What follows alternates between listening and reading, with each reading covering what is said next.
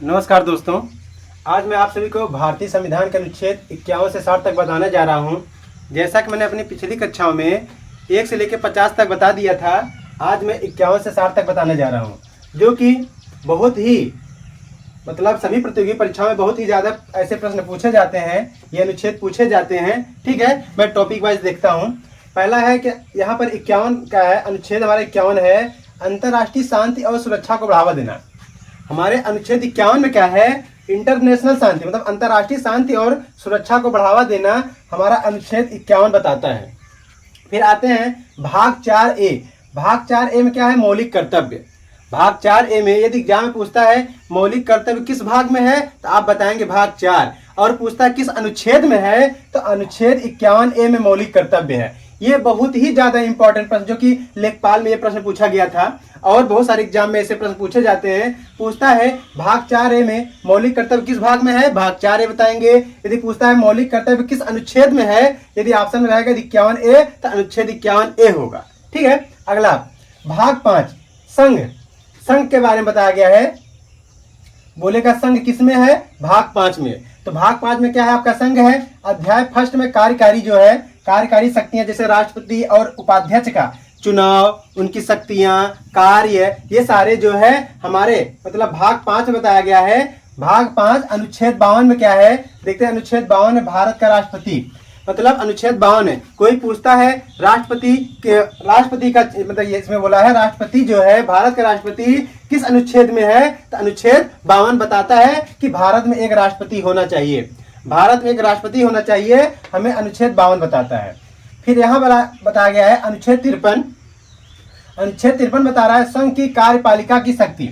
यहाँ संघ की कार्यपालिका शक्ति अनुच्छेद 53 बताता है। ठीक है, कि संघ की जो कार्यपालिका की जो शक्ति है, यह हमें अनुच्छेद 53 बताता है। फिर आगे देखते हैं अनुच्छेद 54 राष्ट्रपति का चुनाव।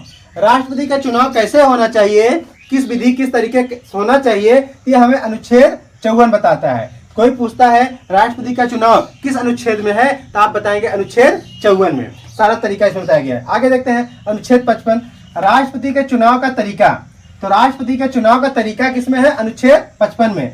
राष्ट्रपति का चुनाव होना चाहिए या कैसे क्या प्रक्रिया है, तो आपका 54 बताता है। राष्ट्रपति के चुनाव का तरीका किस तरीके का होना चाहिए, कैसे होना चाहिए, यह हमें अनुच्छेद 55 बताता है।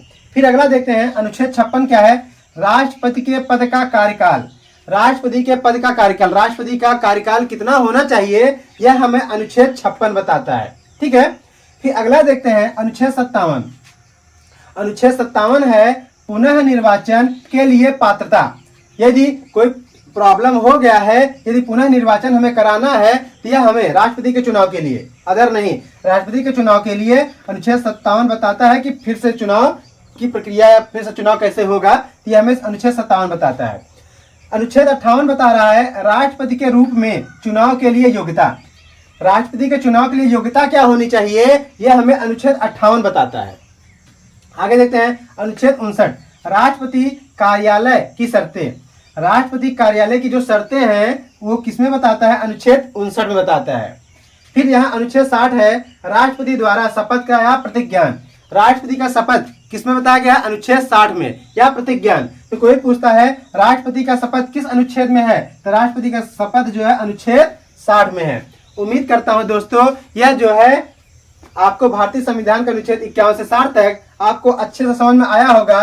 आप इसको टॉपिक वाइज थोड़ा 10-10 में डेली बताता हूं, आप इसको डेली रिवीजन करते चलिए, जो कि आपके भावी एग्जाम में या भविष्य में कोई भी एग्जाम होगा उसमें बहुत ही फायदेमंद साबित होगा। Thanks for watching.